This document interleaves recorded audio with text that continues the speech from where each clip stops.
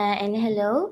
Welcome to today's episode of Japanese are more Muslim in certain aspect than us, which is our podcast name today.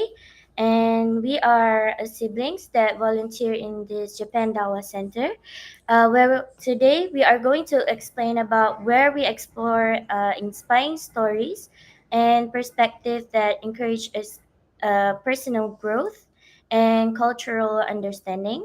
I'm your host, which is my name is Yaminah, and today we're diving into an eye-opening topic, which is how Japan embodies principles that align with Islamic values of cleanliness and time management, and what we can learn from their example. So here is our speaker for today. Assalamualaikum warahmatullahi wabarakatuh. As you all know, that the both of us are siblings that volunteer here in the Japan Dawa Center internship.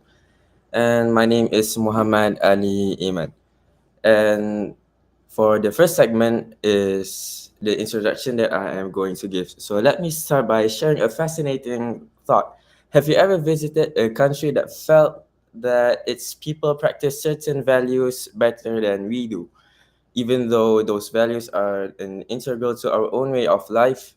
Today, I'll share some insights about Japan, a country I visited and come to deeply respect for its emphasis on cleanliness and time management. These two principles are not only admired globally, but are also deeply rooted in Islamic teachings. However, I found that Japan, a non-Muslim majority country, excels in implementing in this daily life of them. So, the cleanliness in Japan is the second segment that I am going to talk about.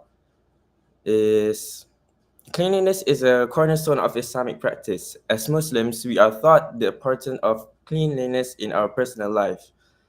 From the time that we woke up until the time that we sleep again at night, we have to clean ourselves 5 times a day.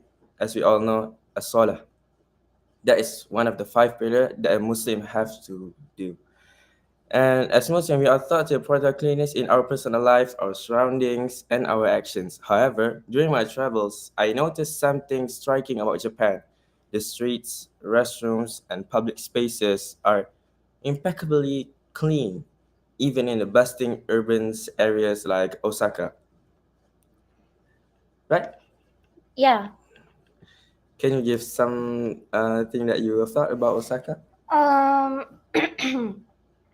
Yeah, when I first come into Japan, I noticed that they are very clean from certain countries that I visited, and it really aligns with the Islamic values of how we practice our cleanliness in every day. But can I ask you a question, Oh, sure, you which can. is what specific example of cleanliness stood out to you in Japan? So the most thing that I see in Japan that I actually very admire is the cleanliness on the streets. Yeah, As you they're very know, clean. wherever we go, even in other countries such as UK or anything, we can see there are a lot of scraps in the streets Mm-hmm. and cigarette butts and etc. that we always see, right? Yes. And for me, Japan is one of the countries that I never see some scraps like that. Yeah, even in the alleyways, they Yeah, are even very in the clean. alleyways. Well, I guess it mostly in the place that we live in here, Sugimotocho. But even though in the cities, it's not as how do you call it? It's not as too Dirty? yeah, it's not as too dirty as we all see. Yeah. So by for instance, in many countries I visited, it's common to see litter on the streets, plastic waste, as I already said earlier, cigarette butts, bottles, name it. But in Japan, it's rare to find any trash lying around. Even the elderly contribute by voluntarily picking up litter. Some carry small dustpans and clean the streets as they go. Like I actually was going to go eat in the morning, and then I see a senior citizen here in Japan was holding a dustpan to pick up any little scraps that they see. And I actually very fascinated by that. Some carry small dustpans, and this sense of responsibility is actually very inspiring. Imagine if we, in Muslim majority countries, embrace this level of care for our surroundings. This made me reflect on the gap between our teachings and our actions. As Muslims, we have much to learn from Japan's ability to maintain cleanliness as a collective responsibility.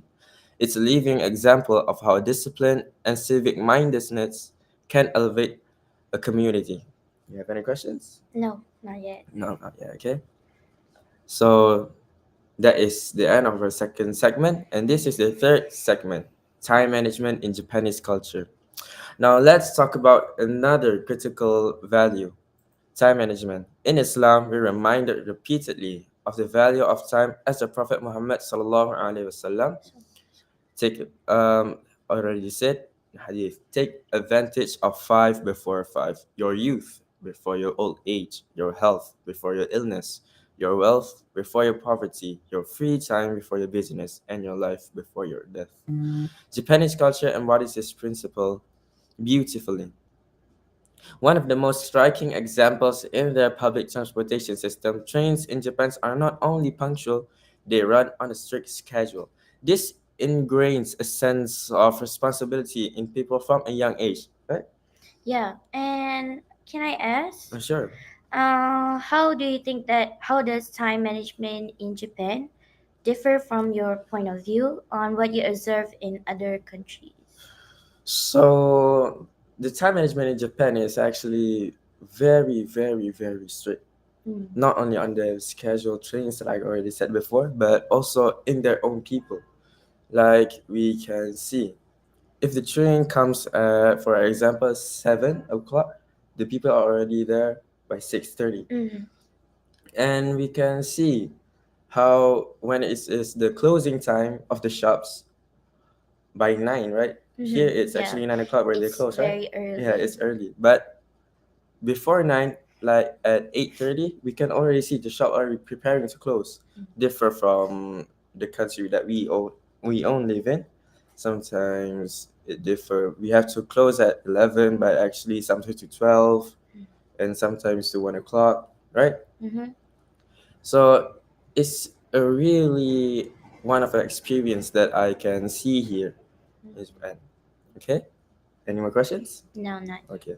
So continuing that what I was saying earlier, they grew up respecting times, whether it's catching a train, attending a meeting, or completing task. Another thing I noticed is how swiftly people move in Japan. Their fast-paced walk reminded me of hadith, where it's mentioned that the Prophet, peace be upon him, walked with purpose, climbing forward as if descending a slope.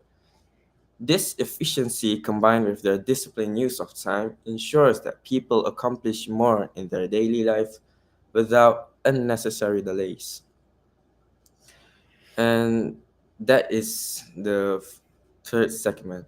And the fourth segment is the lessons for us Muslims. So, what can we learn from Japan? First, we need to reconnect with the core values of our faith, cleanliness and time management beyond our theoretical understandings. These values are practical and achievable as Japan shows us. Imagine what our community would look like if we adopted similar habits, if we kept our surroundings clean, respected each other's time, and worked with purpose. We could truly reflect the teachings of Islam in our daily lives. So the conclusion is actually a call to action. As Muslims, it's our responsibility to embody the values we preach. Let's take inspiration from Japan's example, to commit to making small changes in our lives, whether it's picking up litter, being punctual, or simply living with attention. We Muslims have the intentions of how we live. We all of us are live for Allah subhanahu wa ta'ala. All of us live to chase Jannah, and not any one of us wants to go into the hellfire. Na'udzubillah. And for the last question, can I Sure. tell you, if you could, adopt just one habit from Japanese culture, what would it be and why would you choose it? For me, I guess I would choose time management Mm-hmm. because time management is actually really important in our life. Everything that we do is connected to time.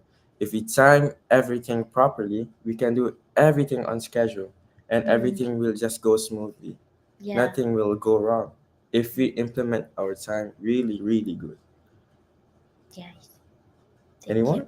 Now that's all. Question. Okay, so as I was saying, whether it's picking up litter, being punctual, or simply living with attention, these efforts can make a big difference, not just for us individually, but for our communities. Thank you for tuning in to this episode of Japanese are more Muslim than us in certain aspects. If this topic resonated with you, please share your thoughts or experience with us. Thank you. Yeah. That's all from us today, and yeah. Assalamualaikum warahmatullahi You wabarakatuh. Inshallah, we'll meet again in the next episode. Assalamualaikum.